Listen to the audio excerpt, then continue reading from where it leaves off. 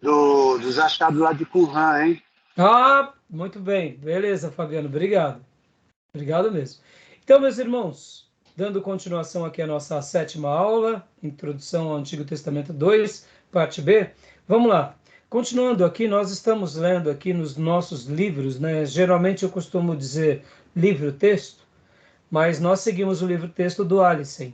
No entanto, tanto o livro do L. Jr., Gleason L. Archer Jr., como o livro do Hill e do Alton, como o próprio livro que eu tive também como matéria, né?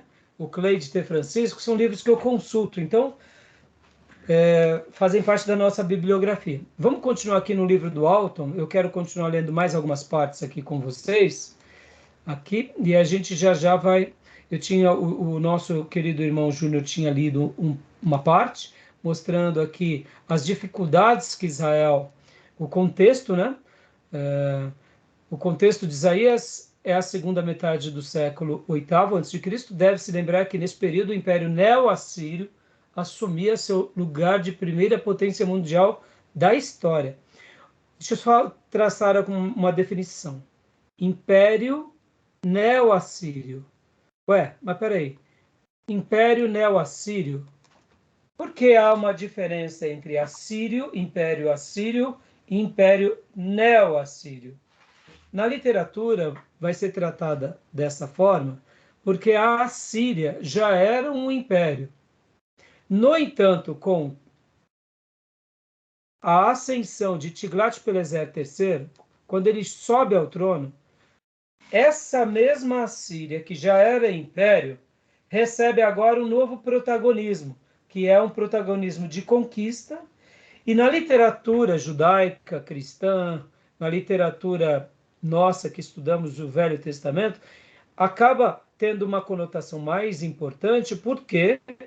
Porque esse imperador, ele vai conquistar a tribo do norte. E Deus vai estar usando os profetas para mostrar que a Assíria está sendo também um instrumento de Deus no castigo ao povo de Deus que tinha se desviado. Logo, Deus usa os seus profetas, isso acontece. Depois que vem o cativeiro, os profetas, alguns continuam profetizando tanto para a tribo do norte quanto para a tribo do sul. No entanto, isso foi um fato que acontece com o povo de Deus e que muda a história do povo de Deus. E a gente vai ver que nos dias de Jesus, Samaria já tem uma nova composição. Depois do cativeiro assírio, a tribo do norte recebe uma nova dimensão, eu diria, cultural. Há um novo povo que surge ali, que não é muito bem visto pela tribo do sul. Então, perceba que a gente está estudando o profeta Isaías bem nesse contexto, que é o contexto em que ele está profetizando e ele vê o que? Parte do povo dele se tornar agora cativo de um império e uma coisa terrível acontecer. O cumprimento das profecias de outros profetas está acontecendo. E por que o nome Neo-Assírio? Porque é uma nova fase. Então a Babilônia também vai receber isso nos dias de Nabucodonosor. A Babilônia também já era um império, no entanto ela está bem distante. O Egito também era um império, mesmo que eles tivessem momentos de mais expansão, menos expansão, mais força, menos força, durante algumas décadas ou até séculos, a gente vai ver que a Babilônia, depois que ela conquista Israel, na história e na literatura, vamos chamar neobabilônico, que aí é a nova Babilônia. Ou seja, é a nova Babilônia agora na sua expansão, como agora foi a Neo-Assíria. Porque na hora que ela passa a se tornar uma potência mundial, a literatura vai chamar ela de Neo-Assíria. Assim como a Babilônia. Tá bom? Tudo bem até aí? Ok. Joia. Então o Júnior leu aqui para nós, né, Júnior? Toda essa parte, né? Joia. Então, aqui o livro-texto mostra um pouco, né, essa parte sobre os reis assírios, mostra aqui a trajetória deles, Babilônia, e vem Israel, a mesma coisa, está um pouco ruim, porque no livro já aparece com bastante dificuldade, né? Seria uma foto um gráfico bem difícil de ver. Podem ver que aqui mostra a Síria, a Babilônia, como império, e o Egito também. Podem ver que o Egito também, irmãos, indiferente daquela experiência que o povo de Deus teve, ele continua ainda com as suas dinastias, ó. Dinastia 15ª, Núbia. Dinastia 16ª, né? E continua, tá bom? Vamos ler o segundo ponto aqui. Leia para nós então, Júnior, por gentileza. A invasão de Judá pelo rei assírio Senaqueribe em 701 a.C. resultou no envolvimento de Ezequias na coligação anti-assíria. Isso causou a destruição de várias cidades fortificadas de Judá e, finalmente, o cerco de Jerusalém.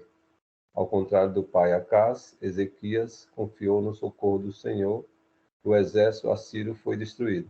Guarda aí, olha que interessante, meus irmãos. Aqui já começa a entrar em situações bem interessantes envolvendo quem? Judá. Mas lembram de Ezequias? Daquela situação, pode ver Senaqueribe. A Bíblia vai fazer vários apontamentos, e inclusive o profeta Isaías vai mencionar sobre isso. Continua para nós, por favor.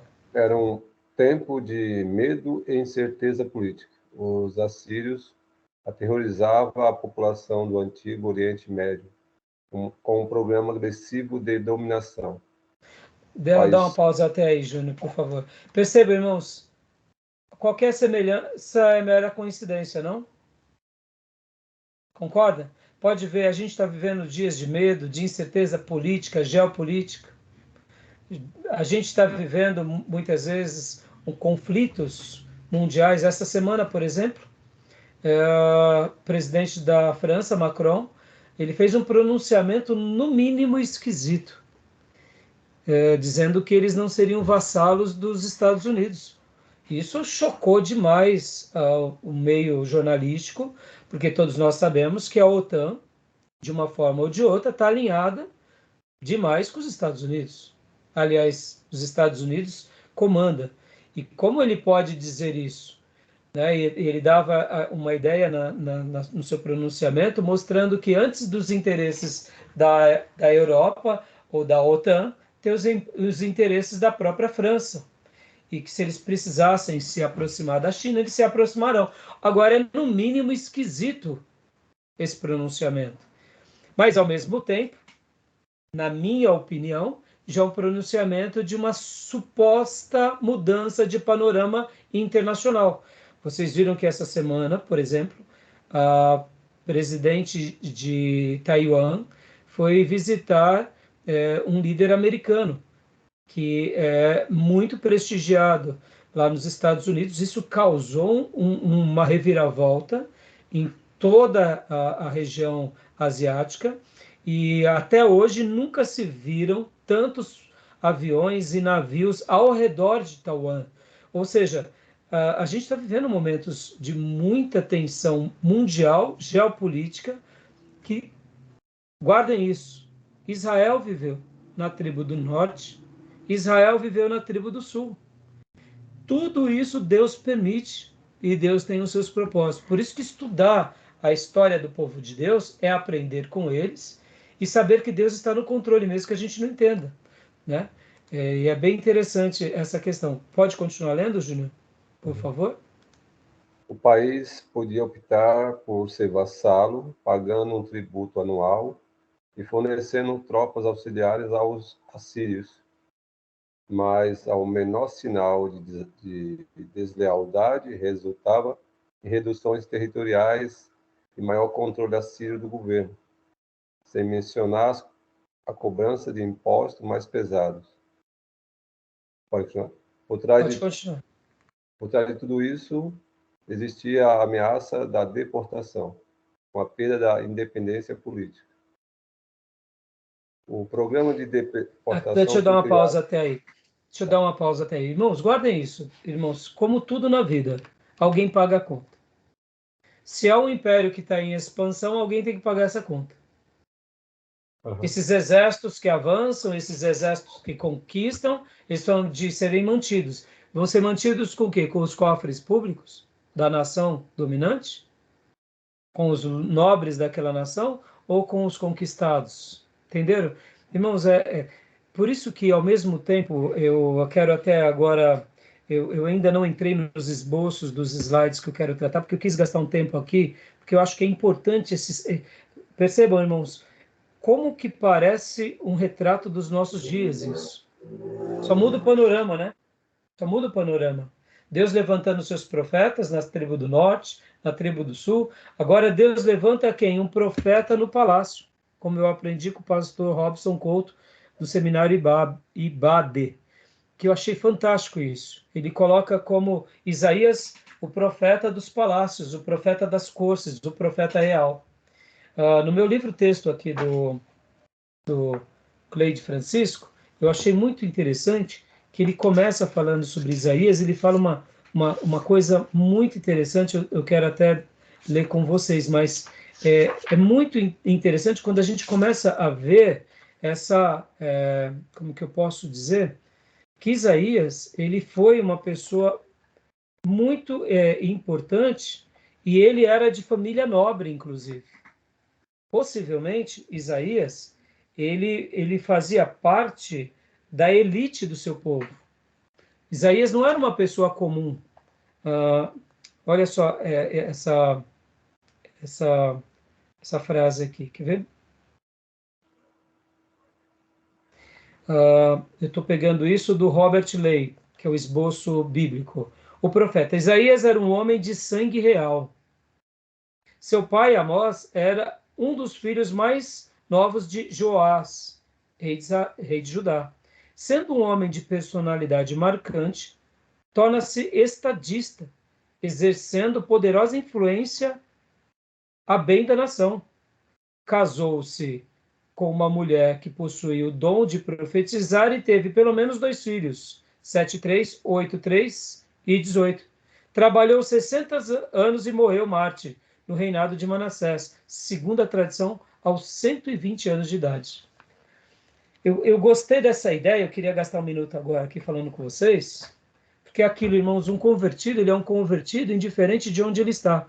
Isaías, ele é uma boa inspiração, sabe para quem? Para Daniel. Ele é nobre, ele é da corte, só que ele não faz da sua nobreza um status só para ele. Ele é um nobre monarca, mas ele tem a teocracia como sua regra. E ele se torna um estadista teocrático para abençoar seu povo. E eu achei fantástico essa ideia. Eu aprendi também, eu não me recordo qual foi o professor, tive grandes professores no seminário, mas ele dizia o seguinte, que o profeta Isaías, ele tinha a cabeça nos céus e os pés na terra. Ele tinha a palavra de Deus na sua mente, nos seus lábios, e na sua mão ele tinha o jornal e ele pisava em solo, em terra. Dando uma ideia do seguinte, ele tinha a Bíblia em uma mão, um jornal na outra mão, um coração nos céus e o pé na terra. Dando uma ideia do que ele profetizava, mas ele vivia intensamente a sua realidade. Ele fala com o rei, ele fala com os nobres, ele fala com os sacerdotes, profetas, ele fala com a nação, ele fala do futuro, e ele também, no meio de tudo isso, ele consegue, mesmo vivendo na corte, continuar sendo uma pessoa piedosa, que leva essa mensagem tanto para a sua nação, como ainda tem uma mensagem profética para as outras nações. Olha que fantástico. O que eu vejo em Isaías? Uma inspiração para aqueles que Deus separa para quê? Para a administração pública. O profeta Isaías deveria ser lido por cristãos que estão na política. Por quê? Porque ele vai ser uma boa referência de como se comportar. Pode ver, como o Robert Lee disse, ele é um estadista que continua fazendo a obra de Deus ali onde ele está. Diferente de Miqueias, que era contemporâneo a ele, e veio de uma outra história. Lembra de Amós e de Oséias, nós tratamos aqui? Perceba, irmãos, como Deus vai levantando pessoas em todos os setores para a glória de Deus. E então, inclusive, Isaías era filho de um Amós também, né, pastor? Então, por isso aqui que o Robert Lee deduz que pode ter sido um dos filhos mais novos de Jeoás. Jeoás era o rei de Israel. Amós era um dos filhos. Ou seja, ele era um príncipe, mas ele não se conteve por ser um príncipe apenas. Ele se tornou de fato um príncipe de Deus, como Jacó, como Israel, um príncipe de Deus. Irmãos, é apaixonante quando a gente vê. E aí, bom, ele morre, segundo a tradição, cortado ao meio. A Bíblia não fala. Lá em Hebreus, quando Hebreus registra que muitos sofreram e alguns foram cortados no meio, possivelmente o escritor de Hebreus está fazendo uma alusão ao profeta Isaías, que mesmo depois de velho, mesmo depois de ter feito tudo, ele não se vendeu a nada nem a ninguém, foi cortado ao meio, literalmente. Nós não sabemos se foi na horizontal, se foi na vertical, não importa, foi uma morte trágica de um ancião, como disse aqui o Robert Lee, aos 120 anos de idade. Não era alguém da corte para morrer assim, muito menos um servo de Deus, mas ele não voltava atrás, ele acreditava. E isso que está escrito de Isaías não está escrito em nenhuma parte da Bíblia, que ele foi cortado ao meio. Quando Hebreus faz a citação, ele está fazendo uma citação de que houve profetas. Deduzimos ser Isaías, porque na tradição rabínica, dentro dos escritos apócrifos e escritos judaicos, conta-se a história de Isaías, o profeta que ele foi cortado ao meio. Mas não é livros inspirados, é livros da tradição judaica. Então é bem interessante. A gente vai ver já já isso nos slides, tá bom? Então é interessante, né, irmãos? Vamos lá, continuando aqui. Júnior, pode ler rapidinho aqui a última parte, por favor? O programa de deportação foi criado para destruir o senso de nacionalismo ou identidade política. O objetivo era a assimilação dos povos estrangeiros em um grande império étnica e politicamente genérico.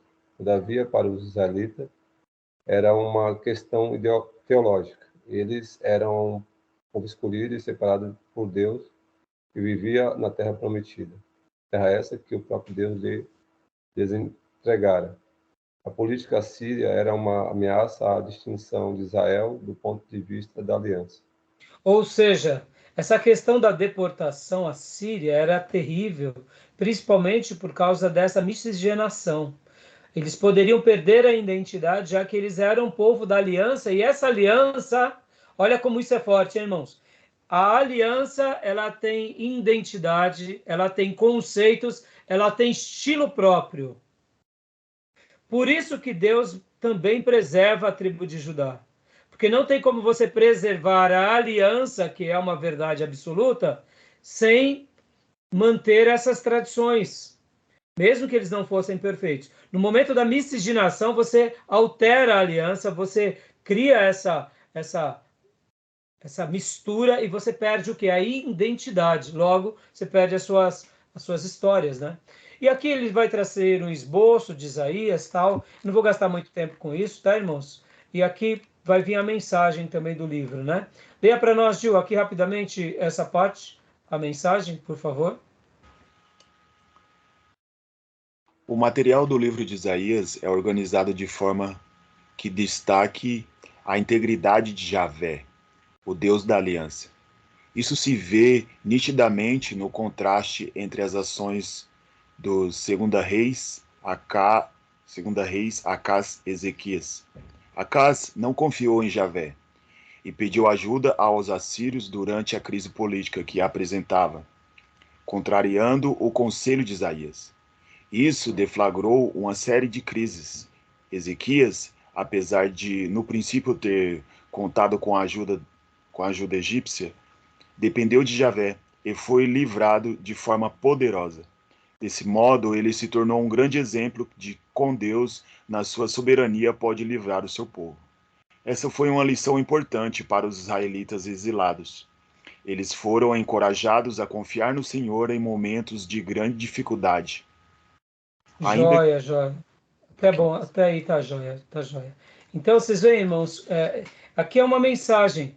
E percebam que a dependência era fundamental, né? Pode ler essa outra parte, Diogo, por gentileza. Ainda que alguns oráculos deem tal ênfase, isso se torna mais claro na sua organização. O propósito do profeta era transmitir as palavras de Deus, os oráculos da primeira parte de Isaías, no capítulo 1, versículo 39, e o 39. São, na maioria, de acusação e juízo. Os capítulos 40, 66 lidam mais com o perdão divino, livramento e a restauração de Israel. Joia. Então aqui vai vir a estrutura e a organização do livro, mostrando aqui algumas divisões. Como vocês bem sabem, agora eu quero usar aqui essa ideia, que essa ideia é muito interessante. Do capítulo 1 ao 5, leia para nós, irmã Maísa, pode ler para nós? Há muitas controvérsias relativas à natureza dos capítulos de 1 a 5, já que a comissão formal de Isaías é narrada no capítulo 6. Alguns alegam que o trecho de 1 a 5 contém oráculos anteriores à visão de Isaías no ano morte de Uzias. Outros acreditam que os 5 capítulos servem de introdução ao livro pela seleção de oráculos de diversos períodos do ministério do profeta. Quer tenha sido compilado, quer seja antigo, esse material serve de introdução adequada ao livro e aos seus temas. Muitos oráculos de acusação provêm dessa parte. Joia. Agora, uma coisa é determinante ao capítulo 6, do capítulo 6 em diante. Então, por gentileza, Maísa, o capítulo para nós. Até essa parte só, grifada? Não, pode ler todo aqui. O capítulo 6 pode ser considerado a conclusão da introdução ao sugerir que o povo não daria atenção às mensagens de Isaías. Sua pregação desprezada serviria de confirmação da culpa de Israel estabelecida pelas acusações dos capítulos de 1 a 5 e resultaria na destruição final. Agora, é claro que essas estruturas e organizações do livro, elas são muito interessantes e a gente pode aprender muitas coisas com elas. Eu trouxe aqui até um material que eu queria mostrar para vocês, rapidamente. Irmãos, como é uma aula de introdução, você vê, hoje eu quero gastar um tempão em Isaías, porque eu acho que ele é de muita relevância, mas eu até mesmo deveria ter sido mais sucinto e ser mais sucinto. Mas eu quero mostrar para vocês que um material como esse de Isaías, a melhor coisa, logo depois de vocês lerem, relerem o texto sagrado, pelo texto sagrado, é vocês pegarem bons materiais como esses, por exemplo. Ó. O comentário bíblico de Brodman. Eu amo esse comentário. É uma pena que eu não tenho todos os números, né? Porque ele era da Juep, eu só tenho alguns. E aí, em vez em quando eu procuro na internet, mas é muito difícil de achar. E quando se acha, o preço é muito grande, né? Por exemplo, outro comentário bíblico muito bom. Moody. Aqui são dos nossos irmãos da Batista Regular, né? Imprensa Batista Regular. Eu, particularmente, sou apaixonado pela literatura da Batista Regular. Tem até uma piadinha. O pessoal brinca, né? Por que Batista Regular? Né? Chegou para o irmão, perguntou, né? Tinham 2 igrejas batistas próximas, aí um irmão bateu na palma naquela igreja, falou, aqui é a Batista Regular? Ele falou, não, Batista Regular é lá na frente, aqui é a boa. Né? Piadinha boa. De briguinha de batista, tá, irmãos? De briguinha de batista. Né? No português, Batista Regular parece que esse é regular, né? É regular. Mas olha que interessante, né? É que no português regular virou algo assim comum, né? Isso é regular. Mas quando você participa de alguns esportes, principalmente C, esportes... né? Hã? É nota C, né? Regular. Para nós, nota C, exatamente regular. Mas, na realidade, quando nós participamos de esportes, e vou pegar o exemplo do tênis, um tenista que não é regular, ele não tem vida atlética saudável.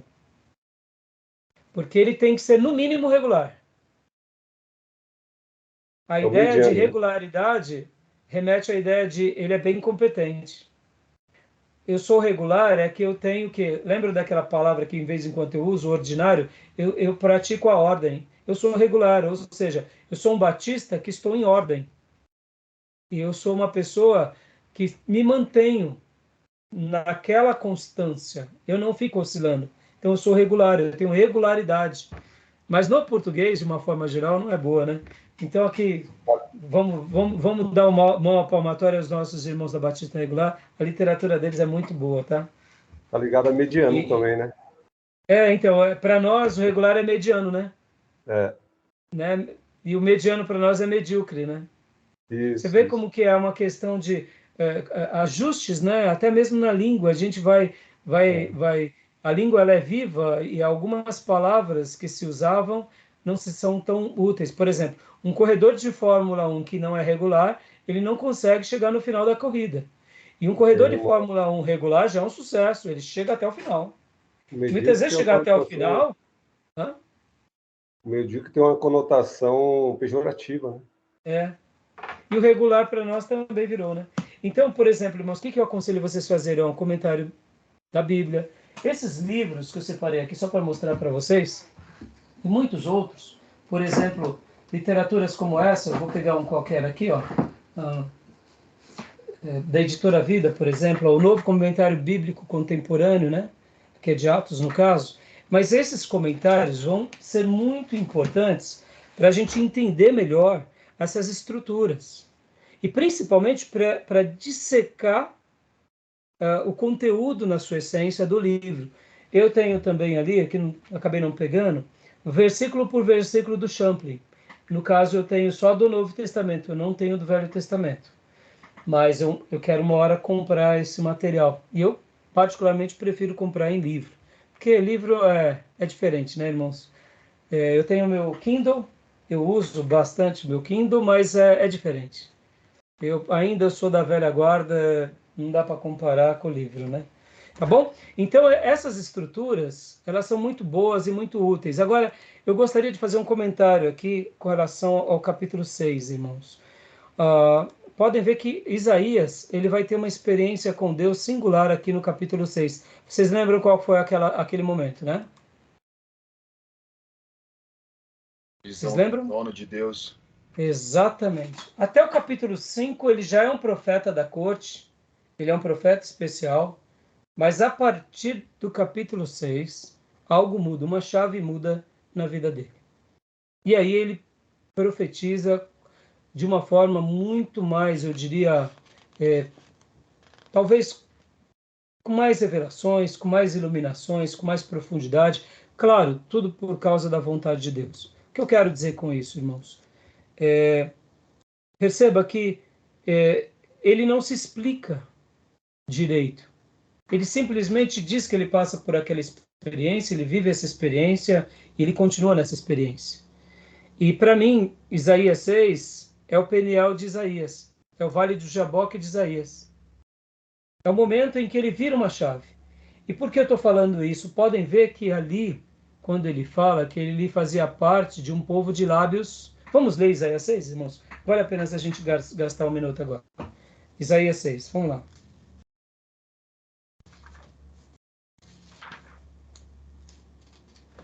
Isaías 6.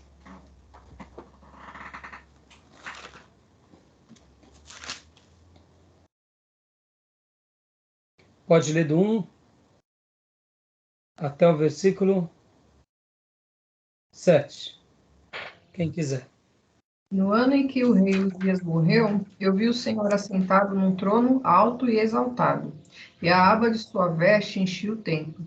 Acima dele estavam serafins, cada um deles tinha 6 asas, com 2 cobriam o rosto, com 2 cobriam os pés e com 2 voavam. E proclamavam uns aos outros: Santo, Santo, Santo é o Senhor dos exércitos. A terra inteira está cheia da sua glória. Ao som das suas vozes, os batentes das portas tremeram, e o templo ficou cheio de fumaça. Então gritei: Ai de mim, estou perdido, pois sou como um homem de lábios impuros, e vivo no meio de um povo de lábios impuros. Os meus olhos viram o Rei, o Senhor dos exércitos.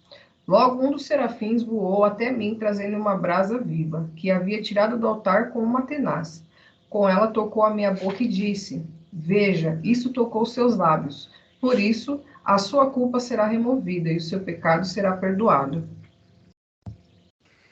Magnífico. E aí, pode ler o 8 também para nós. Então ouvi a voz do Senhor conclamando: Quem enviarei? Quem irá por nós? E eu respondi: Eis-me aqui, envia-me. Ele reconhece que ele vivia no meio de um povo impuro, tinha lábios impuros, tem a visão do eterno. O sumo sacerdote tinha uma prática de trazer a brasa do altar e entrar no Santíssimo Lugar como gesto de purificação. E ele, no meio de tudo isso, é como se ele passasse por uma experiência sagrada tão maravilhosa que ele recebe ali uma palavra por parte de Deus, por parte desse ser divino. E ali, no mesmo momento, ele acredita. Logo depois da vocação e do apelo, ele se dispõe. Então, o que eu queria destacar aqui, irmãos, pode ver que quando a gente vai para aqueles caminhos de uma teologia liberal, aí eu digo, então, tá bom, vamos lá. Vamos duvidar aqui dessa experiência de Isaías. O que a gente vai ganhar com isso? A gente só vai perder. E por que eu estou falando tudo isso aqui? Ele está entrando diante de uma nova fase, ele está vendo o trono de Deus, ele está vendo a glória de Deus, e a reação dele é única: vou morrer, estou perdido, ai de mim, ai de mim. No entanto, como que a gente explica essa situação? Como a gente explica que ele está vendo os serafins? Como a gente explica essa experiência poderosa na vida dele? Como a gente explica essa fé que purifica ele, que dá a ele um toque, consagra a vida dele, e que realmente ele entende um chamado e ele se dispõe, senão pelos olhos da fé.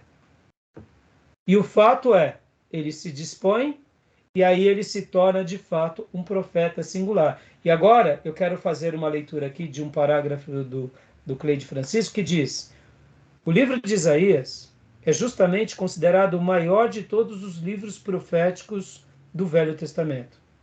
Nele, o messianismo profético atingiu seu ápice, tornando-se como se fosse o principal dos escritos do Novo Testamento. O tema de Isaías é santidade a Deus. E esta santidade não significa apenas justiça e pureza, mas o ideal de um mundo perdido a ser ganho para o Senhor. Assim, de um lado temos a graça perdoadora e do outro a pureza que consome a iniquidade.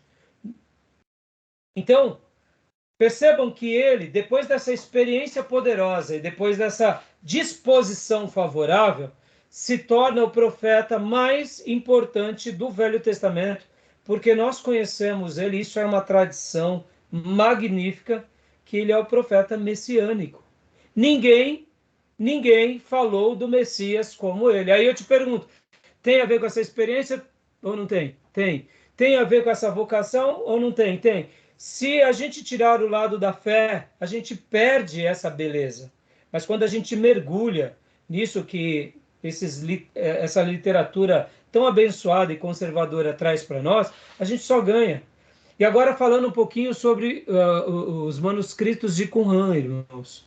Vocês já viram nas aulas passadas, nós mencionamos brevemente, que em 1900 ali na década de 50, foi achado aquilo que a gente fala que são os escritos do Mar Morto, que seriam ali nas cavernas de Qumran. E dentro dos achados arqueológicos, acharam-se rolos intactos do profeta Isaías. Muitos outros rolos que estavam dentro de jarros no meio da caverna, ao longo dos séculos, as pessoas quebravam achando que poderiam ter ouro dentro desses vasos. Então, muitos fragmentos de várias porções da Bíblia foram perdidas. Mas em 1948 em diante, por volta disso, foi achados manuscritos de Qumran nessas cavernas. E quando pegaram esses rolos e fizeram a prova do carbono 14, viram que esse texto de Isaías ele era antes de Cristo, que foram deixados possivelmente pelos essênios. E quando pegaram esses livros das cavernas de Qumran, os achados de Qumran, o que eles fizeram? Eles foram verificar se realmente o texto que eles tinham achado ali nos rolos, estava igual à nossa Bíblia. Irmãos, agora guardem isso. 2000 anos se passaram praticamente. Porque os essênios viveram ali por volta do segundo século e do primeiro século antes de Cristo. Então, esses textos eram dessa época. Esses textos ficaram guardados por mais de 2000 anos. Ali por volta de 1950, acham esses manuscritos. E aí eles vão fazer, então, a verificação se realmente os textos de, por exemplo, Isaías, que estavam ali nesses rolos, estavam batendo. E chegaram à conclusão, irmãos, que palavra por palavra tinha sido preservada. Qual foi a grande mensagem? A grande mensagem é: somente Deus poderia ter feito isso no meio do seu povo e no meio da sua igreja e no meio da história do povo de Deus. Porque se passaram praticamente 2000 anos em que o profeta, que alguns essênios guardaram ali os escritos, e esses escritos ficaram guardados. Aí talvez você diga assim: mas pastor, por que isso é tão relevante? É muito simples, irmão. Do Novo Testamento, nós temos muito material que prova a historicidade. Do Velho Testamento, temos muito pouco. E aí eu te digo, seria por acaso que o profeta messiânico ficou guardado? Ou seria para validar realmente a veracidade e a influência desse profeta no meio do povo judeu e principalmente na história da igreja agora? Porque depois da Reforma Protestante, irmãos, muitos liberais que questionavam o Velho Testamento, uma das falas dos grandes liberais era: como você prova que esse texto é de Isaías? Como você prova que esse texto é de Moisés? Como você prova que esse texto é de Jeremias? Como você prova que não teve alteração? E aí vem, então, e se descobre esses escritos de Qumran. E qual é a conclusão que a academia chega? De que somente Deus realmente fez isso. E se houve essa preservação durante 2000 anos, por que não haveria durante os outros 500 anos antes de Isaías? Estão entendendo, irmãos? E como eu disse, logo o profeta messiânico, logo o profeta Isaías. Tá bom? Tudo bem até aí, meus irmãos? Tranquilo? Deu para entender essa ideia aqui? Ficou alguma dúvida ou não? Ou seja, foi algo de Deus mesmo, né? Glória a Deus.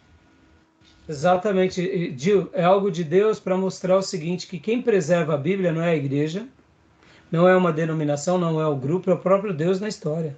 Amém. Ele vai separar homens e mulheres, vai separar grupos para preservar essa palavra ao longo da história, como foram os essênios. Deus preservou, tá bom? Então vamos lá, meus irmãos. Agora então, irmãos, deixa eu ver que horas são. Vamos lá. Então, irmãos, olha, eu nem vou abrir agora aqui, só vou dar uma pincelada no livro do Ellison, nas folhas aqui do Ellison, porque eu gostei bastante do material dele, porque ele traz bastante autoria, ele traz bastante detalhes, né? Temos a questão do título, né? Temos a questão do autor, que é o próprio Isaías, e aí o que acontece? E aí vem aqui um esboço bem legal, gostei desses esboços do Ellison, achei muito legal, eu gostei da maneira em que ele subdivide, dá uma ideia assim, bem explicada, por exemplo, ó, profecia e condenação, julgamento e livramento de Sião, julgamento das nações devido à sua orgulhosa independência. Pode ver, ó, ele fala a Babilônia, a Síria, a Filistia, né? Moabe, a Síria, a Etiópia, Egito, Babilônia, Edom, Arábia, Jerusalém, Tiro.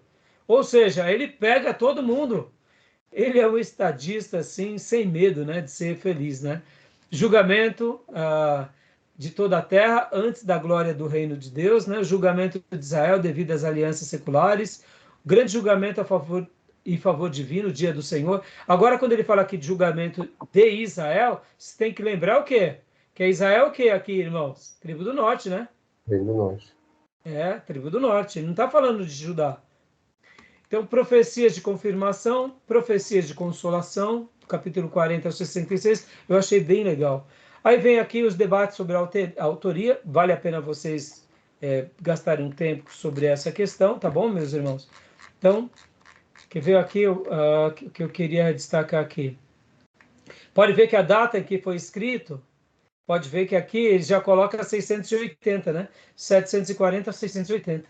Dá uma ideia um pouquinho diferente. Agora, olha que interessante. Tudo indica aqui, essa parte, tudo indica que ele escreveu a maior parte do livro, do 1 ao 39, durante os reinados, olha que legal. Isso é muito legal. Os reinados de Uzias, Jotão, Acaz, Ezequiel e o restante do capítulo aqui durante o reinado de Manassés. Olha só que interessante. Então, dá para ver que ele foi realmente um estadista como poucos na história de Israel. Ele pega vários reinos, né, pode ver, vários reis, e ele continua sendo boca de Deus durante esse período. Eu achei isso muito interessante. São poucos os homens de Deus que têm uma experiência tão singular, né? Mas ele teve essa experiência, né, irmãos? Tá bom? Alguma dúvida até aí? Alguma pergunta? Daniel também, né? Passou por alguns governos, né? Sim, sim, parecido. Por isso que eu falei que talvez, quem sabe, Isaías foi uma boa inspiração para Daniel, né? Nós não temos menção disso. Mas essa questão da referência, ela é muito legal quando a gente tem boas referências, né, irmãos? Porque muitas vezes a gente pensa assim, não, ele está na corte, ele não pode ser um crente. Quem disse que ele não pode? Quem disse que ele não pode, né? Então aí o autor aqui comenta, inclusive, que seu sofrimento sob o reinado desse rei pode ter contribuído para o texto pungente do sofrimento vicário do servo do Senhor. Aqui ele está falando de Manassés. Lembrando que Manassés foi um rei mau. Manassés foi um rei mau. Lembra que dos reis de Israel, praticamente todos os reis maus, com exceção de Geu, que praticou alguma coisa boa, mas mesmo assim bateu na trave, né? Nadou e morreu na praia. Dos reis de Judá, que se mantiveram dentro da mesma família, a única questão que teve como exceção foi a rainha Atalia, que ainda foi uma exceção, porque ela foi uma rainha durante o período, mas tudo se manteve na linhagem de Davi. Já dos reis da tribo do norte, passaram por várias mudanças e várias dinastias. E mesmo assim, foi mais curto aquele período do reinado, né? Então, joia, vão agora para os slides, tá, meus irmãos? Aqui eu gostei bastante dos comentários do Ellison, porque ele trata mais detalhes do livro, trabalha um pouco mais aquilo que o Júnior falou na aula passada, sabe, Júnior? Ele trabalha um pouquinho mais os detalhes, ele incrementa, ele dá essa riqueza, entendeu? O que foi, sim. Eu achei bem interessante. Achei Você vê como os livros se completam, estão entendendo, irmãos? Eu achei Pode melhor falar, a leitura dele do que do Arque Júnior. Achei esse aí bem melhor. Então, eu Acho particularmente que estou gostando de dar mais aula no Rio e no Alto, mas agora aqui no Alisson, em Isaías, eu achei que ficou muito melhor o que ele trabalha, né? Inclusive, deixa eu só fazer aqui, ó, contribuições singulares de Isaías. Eu achei muito legal essas partes aqui, ó. Olha só, irmãos, ó, contribuições singulares de Isaías. Aqui. Isaías, a Bíblia em miniatura. Eu achei fantástico. Porque, de fato, ele tem 66 capítulos, né? E o assunto que ele trata é muitas vezes bem interessante também com relação a mostrar o sofrimento, a bênção, a restauração, o Messias. Então, eu achei assim, bem interessante bem inteligente, vamos dizer assim, essa divisão. No caso, essa contribuição. Aqui, o segundo ponto. Teologia de grande alcance de Isaías, né? Dando essa ideia de ser um profeta que ele consegue profetizar para a sua nação, para o rei, para a corte, para o povo e para as outras nações, para o futuro. Ou seja, é simplesmente muito interessante. O tema dele, que é tratado, a ideia da santidade, né? O santo de Israel, mostrando que Deus é santo e que a gente tem que se voltar para essa premissa que jamais a gente pode se esquecer. Quando ele é comissionado, ele vê os serafins dizerem santo, santo, santo, e é bem interessante que o único escritor que vai falar sobre serafins na Bíblia é Isaías. É interessante porque querubins tem outras passagens, anjos, arcanjos, mas serafins só Isaías que trata. Isso é bem interessante, né? Falando sobre o Redentor de Israel, olha que coisa fantástica. É profético. Aqui já é o anúncio do grande Salvador, né? Sólidas e confirmações proféticas de Isaías, mostrando tudo aquilo que realmente os profetas vieram fazer e que ele estava dando continuação, e ele profetiza às nações, aos impérios. Então eu achei muito legal essas contribuições. Grande desapontamento do Senhor em Israel, eu achei também muito interessante, porque você pode ver que ele fala a Israel, mas também ele não só fala a Israel, ele fala a Judá também, né? O que mais? Vamos ver aqui. Apelo de Isaías pela retidão. Então você vê que o Ellison, ele trabalha dando uma abordagem diferente. Por isso que hoje eu falei assim, não, hoje eu queria falar pelo menos 4 livros, mas eu falei, não, eu vou gastar um tempão sobre Isaías, porque eu acho que Deus, ele fez questão de preservar um livro para que, por meio desse livro, fosse um anúncio muito grande às novas gerações, principalmente às nossas gerações. E, irmãos, uma coisa que é muito interessante, o povo judeu, ele sempre deu muito valor às leis. E quando veio essa descoberta de Qumran, das cavernas de Qumran, querendo ou não, muitos judeus começaram a estudar o profeta Isaías. E, como eu disse para vocês, os judeus mais ortodoxos, eles fazem aquela diferenciação entre Torá e os demais livros da Bíblia. Mas para um judeu naqueles dias bíblicos, a Torá, os livros históricos, proféticos e os livros poéticos era a mesma coisa. Então, essa mudança na chave judaica, porque os judeus, nos nossos dias, ele tem uma aversão tão grande ao cristianismo. Deixa eu fazer uma pergunta aqui para vocês. A gente parou aqui, no nascimento virginal de Emanuel, a gente já volta. Será que os judeus, eles sempre tiveram uma aversão tão grande do cristianismo durante esses 2000 anos de história? O que vocês acham? Vocês acham que desde quando Jesus pisou na terra, começou a fazer seu ministério ali, os judeus tinham uma aversão ao cristianismo, aos apóstolos, à igreja? A gente vê isso com Paulo. Mas logo depois de Paulo, essa rixa, ela sempre existiu, como é hoje, por exemplo? Pode ver que um judeu, muitas vezes, um judeu mais ortodoxo, ele não conversa com um cristão. Será que sempre foi assim? Ou será que houve uma mudança ao longo desses 2000 anos que fez com que o judeu pensasse diferente? O que vocês acham? Eu acho que desde lá se manteve. Talvez o povo semita, eles ficaram, devido a tanta perseguição que eles sofreram na história também, eles ficaram mais fechados. Acho que fechou mais ainda.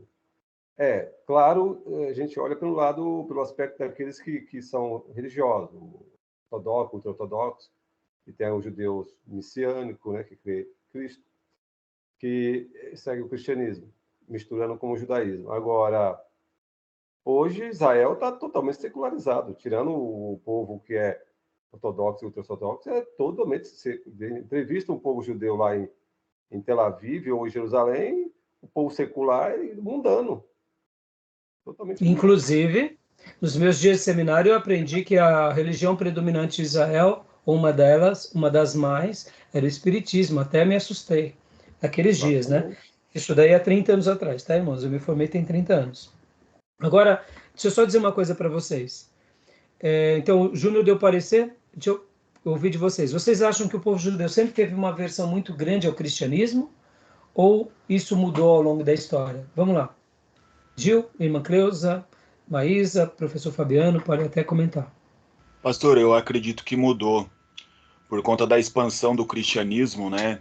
Ou conforme o evangelho foi crescendo no mundo, eu acredito que houve uma aversão maior do judeu por conta disso, e até mesmo por conta da ênfase daqueles que iam se tornando cristãos, né, de combater, né, essa incredulidade do judeu que anteriormente era o povo escolhido de Deus e não crê no Messias que ele teve na Terra, e inclusive diante de grandes profecias do próprio Isaías, né, que é do Antigo Testamento. Então eu acredito que essa aversão do judeu aumentou por conta do crescimento do cristianismo no mundo inteiro, e eles tendo assim essa maior visualização que o povo cristão aumentando, consequentemente a aversão deles também aumentaram a tudo isso. Joia. Maísa e Macleusa, tem uma ideia? Não. Eu ia falar a mesma coisa que o irmão acabou de falar, que se mudou, mudou para pior, né?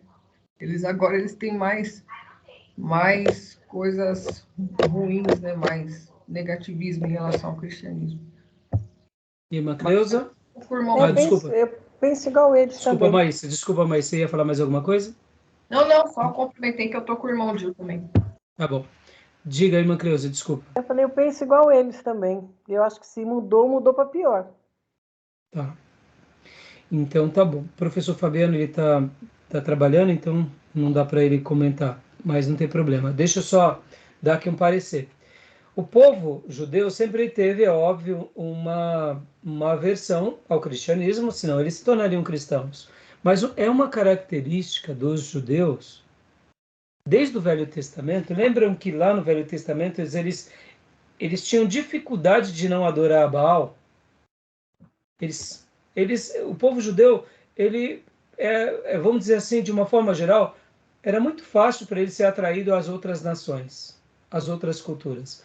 Depois do cativeiro babilônico, eles param de adorar, e aí vem toda a história do Novo Testamento, vem Cristo. Eles tiveram dificuldade de aceitar Jesus, tiveram, mas eles sabiam conviver no meio da adversidade. Eles tinham uma repulsa, sim. Paulo é uma demonstração, eu diria, fora da curva de uma repulsa muito grande. Paulo é uma demonstração, mas Paulo é uma minoria. A mudança judaica vai se dar nas cruzadas. A mudança da chave é nas cruzadas. Por que nas cruzadas? Porque até o ano 1000, ou perto do ano 1000, o cristianismo e o judaísmo conviviam em certa harmonia. Você é judeu? Eu sou cristão. Cada um segue a sua vida. Você é do grupo dos judeus? Eu sou do grupo dos cristãos. Você segue o rabino? Eu sigo o papa. Nenhum problema. Mas com o surgimento das cruzadas, aqui a chave muda. Por quê? Porque em nome de Cristo se matava judeu e muçulmano. Aqui cria-se então uma nova, eu diria, cravada uma nova estaca no coração do povo judeu. E vocês têm que lembrar que as cruzadas não foram apenas uma cruzada, foram um período longo de cruzadas. Isso trouxe o quê? Tanto aos judeus quanto aos muçulmanos uma aversão muito grande ao cristianismo. Sim. E então, esse cristianismo, na verdade, que não era o cristianismo que nós adotamos. Exatamente. Era a Igreja Exatamente. Católica que se dizia ser o cristianismo, a cristandade. Sim, exatamente. E Mas perseguiram muitos judeus, a própria Espanha.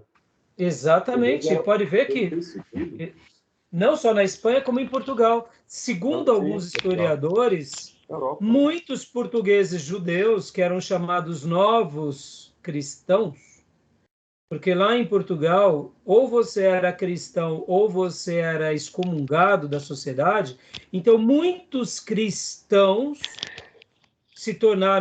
judeus se tornaram cristãos na marra. Sim. Um pouco antes dessa perseguição portuguesa, teve a perseguição espanhola. E aí, por essa razão, quando vem a descoberta do Brasil, segundo alguns historiadores, inclusive historiadores agora, isso daí tem sido uma discussão muito legal, porque o Brasil possivelmente foi colonizado por quem? Foi colonizado por judeus chamados novos cristãos. Só um minutinho, irmãos, só um minutinho.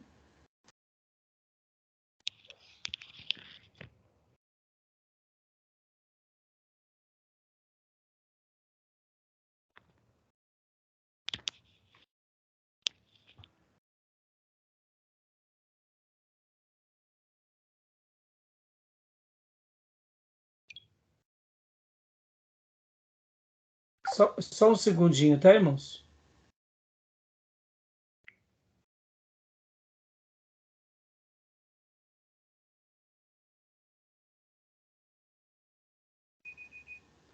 Joia.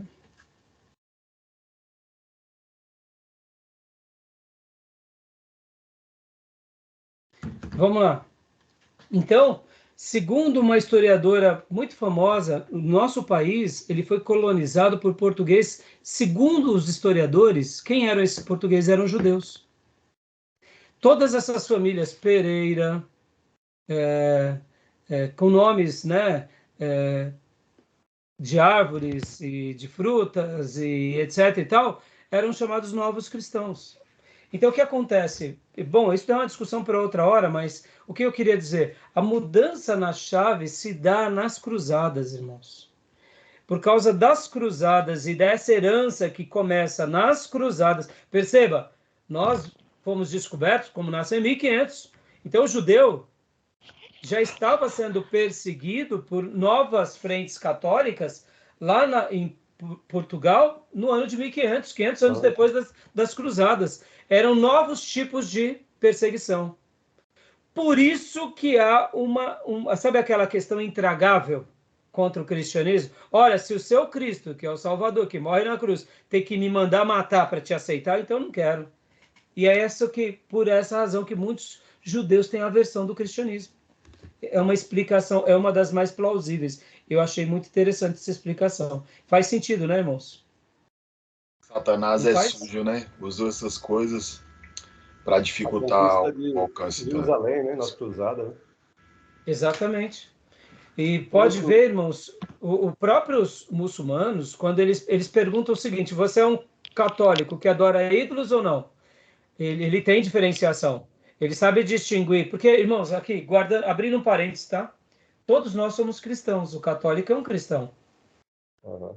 Nós somos cristãos. Nós estamos debaixo do guarda-chuva da cristandade. Mas nós não somos como eles. Mas percebemos como essa questão é complicada. Quando nós fazemos a obra de Deus impondo algo a alguém. Vamos lá. Não temos cruzada nos nossos dias, mas temos igrejas que exploram das pessoas. Entendeu? Não temos aquilo que era, não temos aquelas crendices católicas, como eram as indulgências, a venda de coisas, mas tem igrejas que vendem a fé. Estão entendendo, irmãos, como a história se repete? E é por isso que a gente está aqui estudando o profeta Isaías e aprendendo com ele, tá bom? Beleza, meus irmãos? Nas cruzadas com os muçulmanos, os católicos perderam todas, ganharam uma só. Então, esse detalhe eu já não sei. Perderam todas, ganharam uma cruzada. É mesmo? Poxa, sim. Eu não sabia desse detalhe. Ganhou uma cruzada, perdeu todas. Os muçulmanos deram surra direto. Será, bom, depois disso, né, a gente não precisa nem falar mais nada, né? Eu não sabia desse detalhe, tá vendo? Sim. Bom, voltando aqui para o nosso texto, olha só que interessante, Wellington, o nascimento virginal do Emanuel. Meu Deus, irmãos, como isso é magnífico. Tá bom, vamos fazer uma leitura aqui do nascimento virginal na perspectiva liberal. Não dá, rasga esse texto da Bíblia, está entendendo? Vamos fazer uma leitura da teologia liberal do Emanuel. Não dá.